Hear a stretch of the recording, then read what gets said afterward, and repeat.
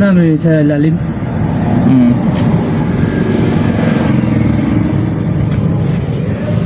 Tapos yung isang emergency, naka-emergency din yata dito.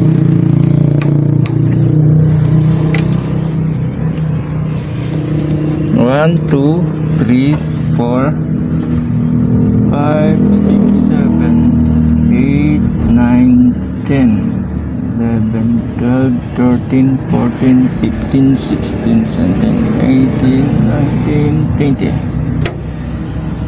Check saving. Okay, wala na.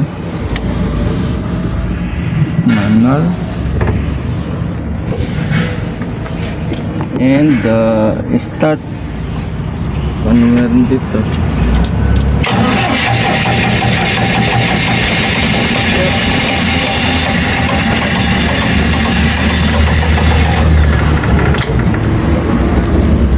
Alarm, crank, restarting, clearly na mechanical.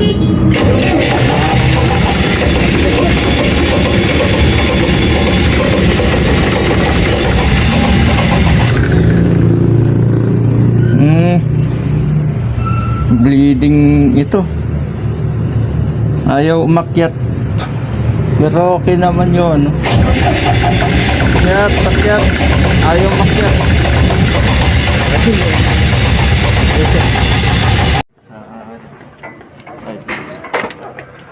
Nagbi-bleeding na, wala nang ano, puro hangin ang laman eh. Ayan, fuel na ito. Tapos itong butas na ito, singaw, hindi siya maakyat yung fuel, kaya yung tunog hagok. Kailangan natin na bumili nitong fuel hose butas ito, close up dito.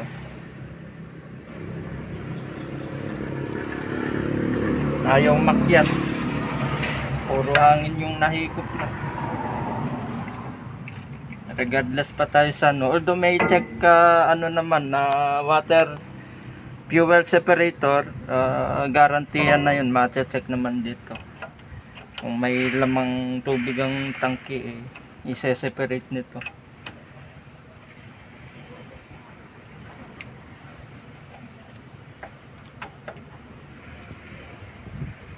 Ang trouble hagok, ayaw umakyat ng fuel.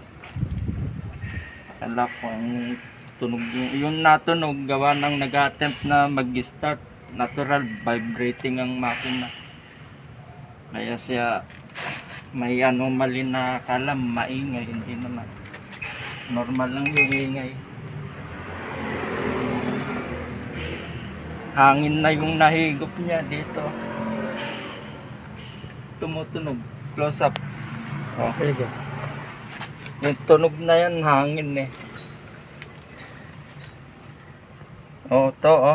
tumutunog ito. Nauhaw sa diesel, kailangan na itong hose papalitan. Although na nga pala ito, pero ito kasi okay naman to hindi naman pinapalitan to, binibleed lang naman to tignan mo. Kung may halong tubig yan na napuno, concerning nga ito, pero wala pang tubig ang hindi naman palitin yan ito nandito yung papalitan. Ito hindi to, although madi-dispose to kapag may tubig, wala naman findings na tubig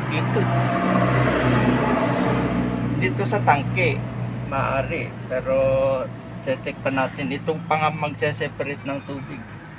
Ito may singaw dito, sumisingaw na yung niya, yung pahigop ng tangke, kaya hagok ang makina. Natural kung hagok, ma-vibrate, mag-attempt to restart, tas to program niya to attempt normal lang. Siyempre ma-vibrate ang makina. pag nag-re-restart siya. Kukuha tayo ng sampling ng sukat nito para dun sa tubo niya. Hindi na kasi natin may kakat dahil nga bitin.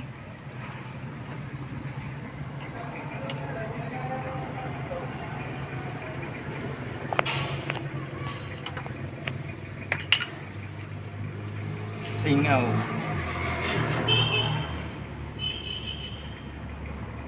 Oh.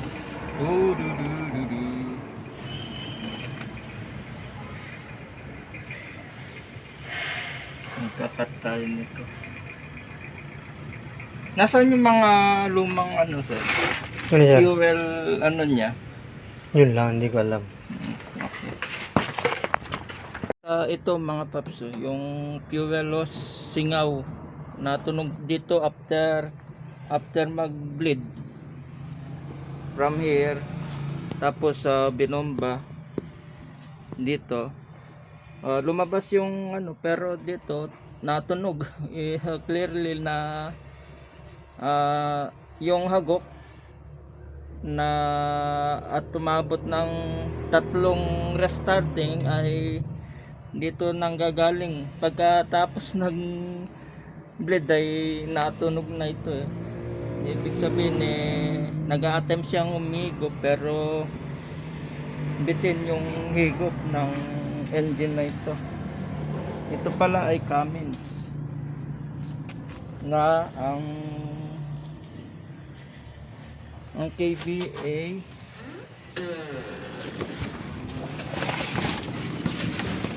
ay 75 kVA.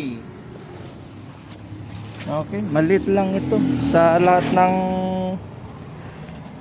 ng Cummins na engine, as you can see with Cummins logo ay, although sa mga density normal na pinapalitan talaga itong fuel hose. Okay, isasabay na natin tun sa request sa mga materyales sa mga CCTV camera. Siguro wait nyo lang siguro yung repair sa mga CCTV camera at bumibili tayo ng RJ45 na crimping tool sa mga defective CCTV camera at yung mga cut wire nila. Okay, this has been Kabasic Channel, your troubleshooting channel, and that's it for a while. Okay mga paps, napalitan na ng fuel hose. Ito pang troubleshooting hose lang to dahil wala tayong mabili na fuel hose. Ito ay pansamantala at ito yung gamit kong pang troubleshooting hose kung may yung suction ay maayos at magbi-bleed na rin. At dyan makikita yung fuel na nasasaksyon gamit itong pump na kailangan makyat dito ng fuel. Ito na mga paps, na loosen na natin ito gamit ito.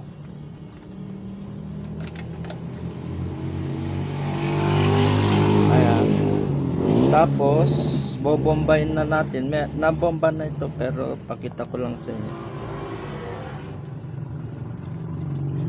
hanggang sa umakyat yan para pag start natin hindi restarting. Ayun, umakyat na, hindi restarting ng restarting, hangin pa rin ito yung maganda sa hose na ito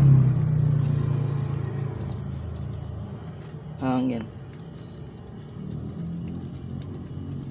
Ayun, mga bubbles, may hangin pa rin dito. Bumabagsak nga pala kasi yung okay, sarado, tsaka natin sarado. May pondo na, manual pondo.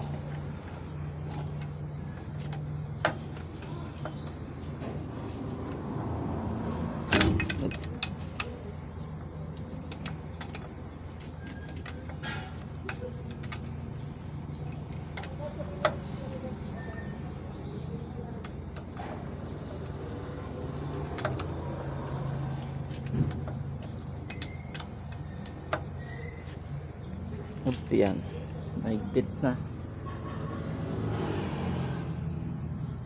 Nag-loop tayo para may ano, hindi bumagsak yung diesel. Okay na yan. Yung bobombahin uli. Ayan.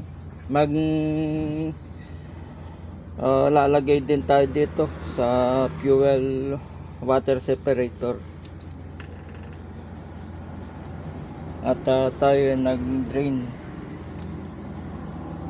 para isang starting lang, maaaring may pondo na. Okay.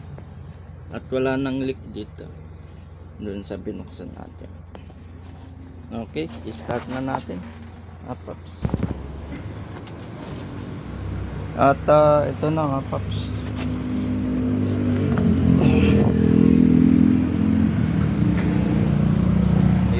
On muna.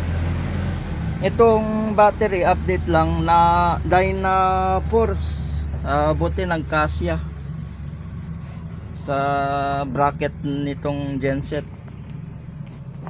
Anyway, mga September pa, maaring pang 3 years.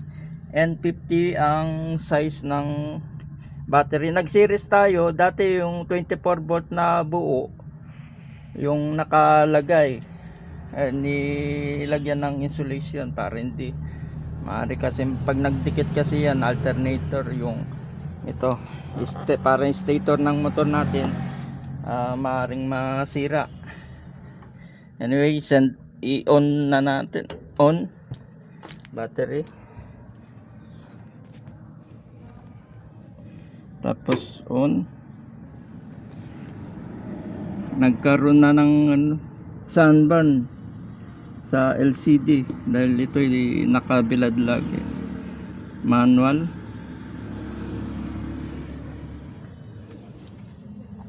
Yung alternator na output ng establishment ay naka-off. Although naka ETS to mga paps, ito ay basic lang na protocol sa pagto-troubleshoot. Para kung naka AMTS man, hindi magkasalubong. For safety purpose lang mga paps, naka-off. Anyway, manual, tapos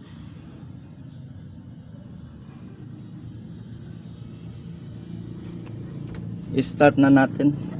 Wait lang. Start.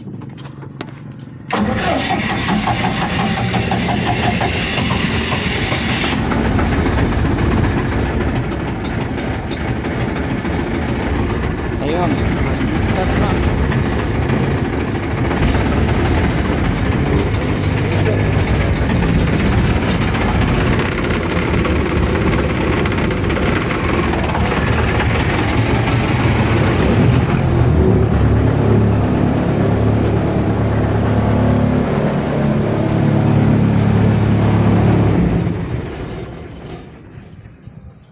Ayaw pa rin. Mayroon siyang alarm, low pressure, as you can see.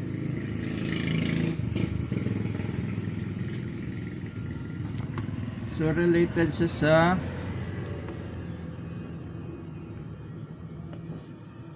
pressure switch or something na ganun, or sa maaring sa makina. Wag na lang sana, i-stop muna natin.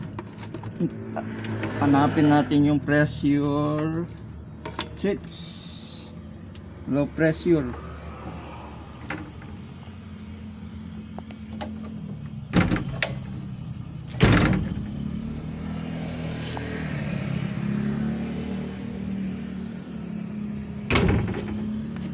Di siya tumuloy. Although may usok-usok.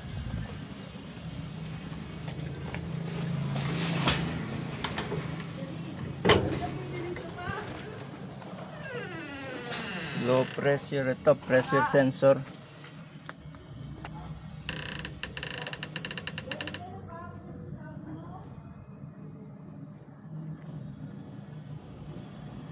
Nakaakyat naman yung diesel. Wala naman leak.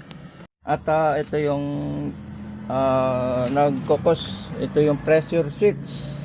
Pero ito mga paps, monitoring ito ng state ng engine.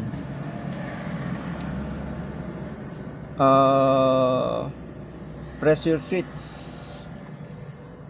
Ang maari ay since na ito ay na-stuck ng matagal ay i-restart natin ulit para pumondo siya ng pressure. Okay. Restart natin ulit.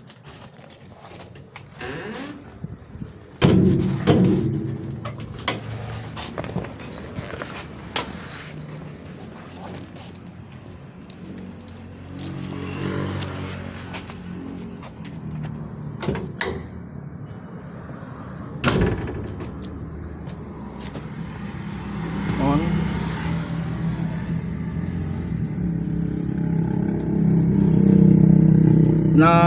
Nawala yung hindi siya saveable, yung pag ini-off hindi na i-save. Check nga natin kung siya ay meron siyang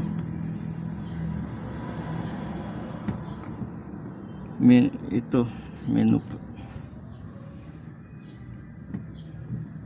Okay, exit muna tayo dahil nga sira yung LCD. Hindi natin makikita. Restart manual and start.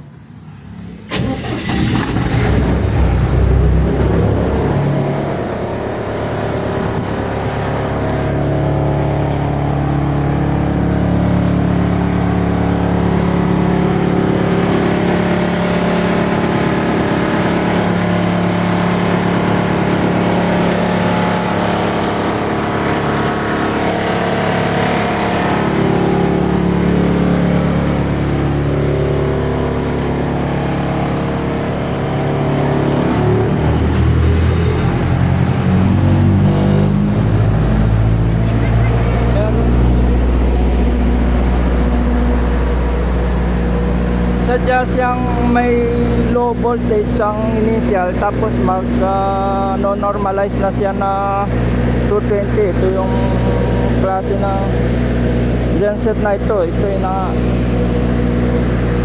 although nakakasira ito ng motobolt na mga appliances,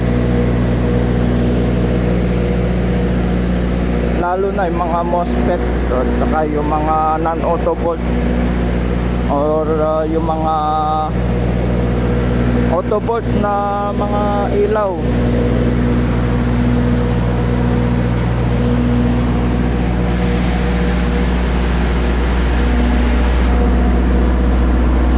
Check voltage, yung voltage.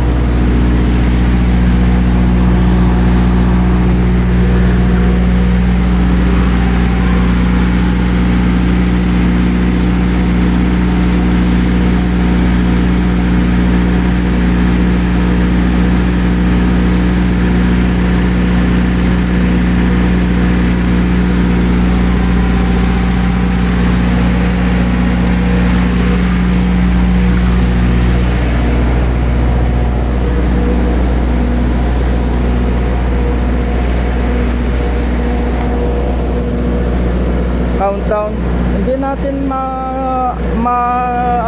makikita yung voltage nga pala dahil nga may sunburn ito yun sa LCD. So ang maring magawa ay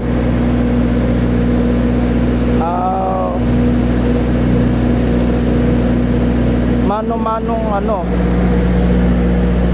check ng voltage sa output ng alternator.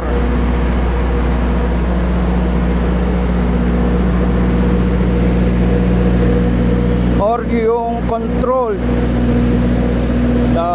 Well, sa actual na yun eh. Pero since na nakameral po tayo ngayon, eh, hindi natin yun magagawa. Okay.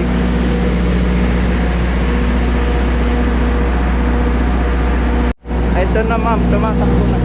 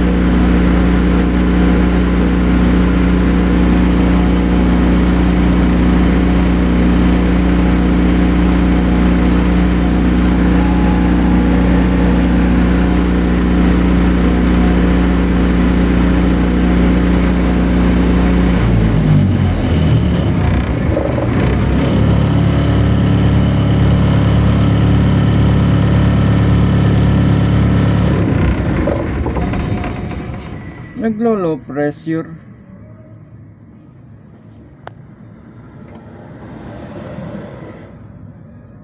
Tsaka siya doon mag-alarm. Tumatakbo naman. Pero i-check natin yung sa pressure switch. Nag-alarm mo. Pero ma-start ba natin kung siya ay nag-alarm na ganyan? Check natin. Start. Hindi siya ma-start to. Kasama sa emergency yung pagka low pressure niya. Hindi naman ini emergency switch. Pero ganito ang ano eh. Paraan eh. Ang paraan ay i-off.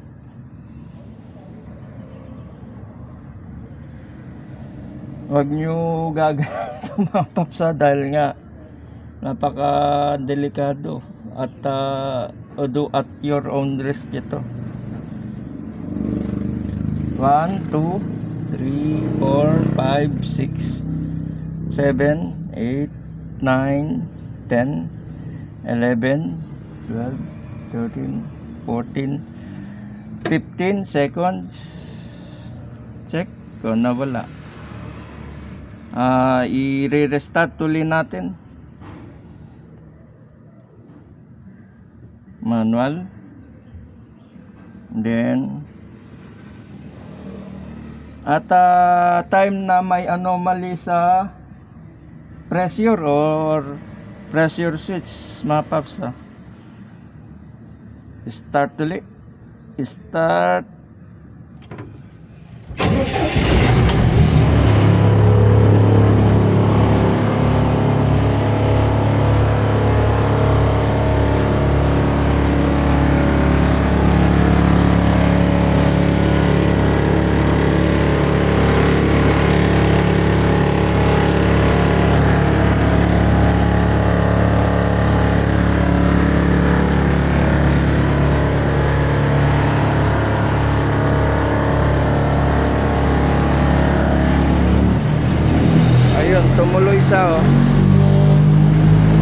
pala mag 220 volt na normal.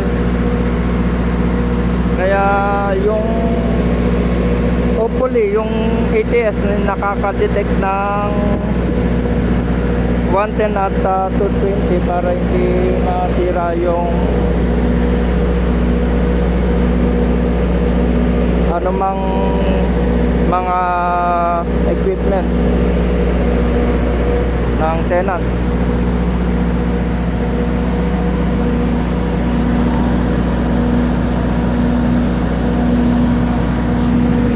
And counting uli, second run ito mga paps. Ang kakaiba dito mga paps ay sa tuwing mag low pressure switch ay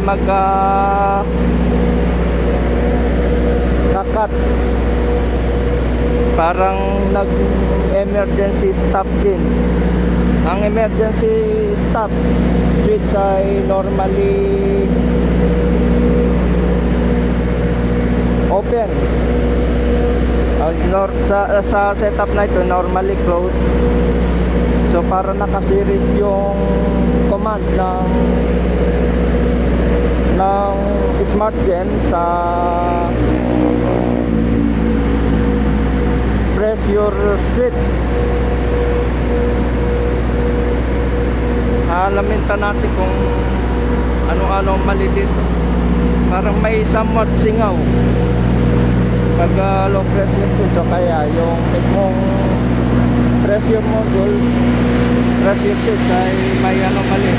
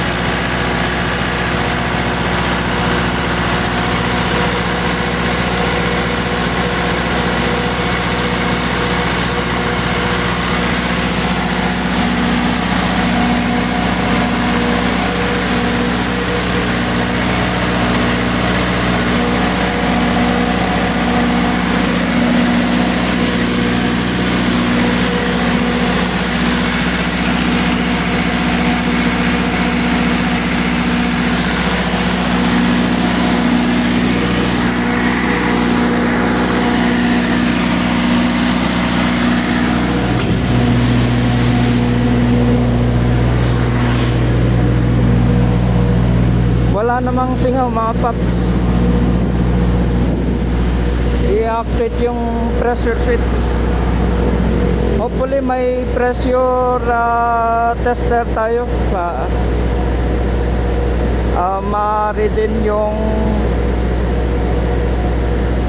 sa booster. I-calibrate siya base dun sa pressure requirements ng isang genset bago siya mag-switch. Okay mga paps, this has been Kabasic Channel.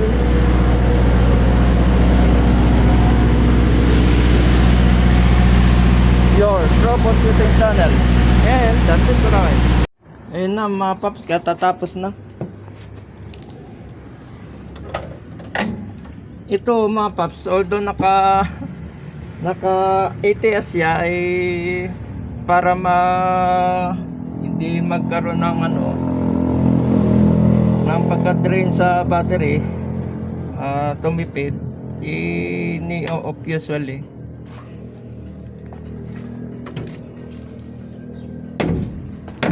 Tapos ino-off ito sa battery yan. Okay mga paps, this has been Kabasic Channel, your troubleshooting channel. I-update natin to. Thank you.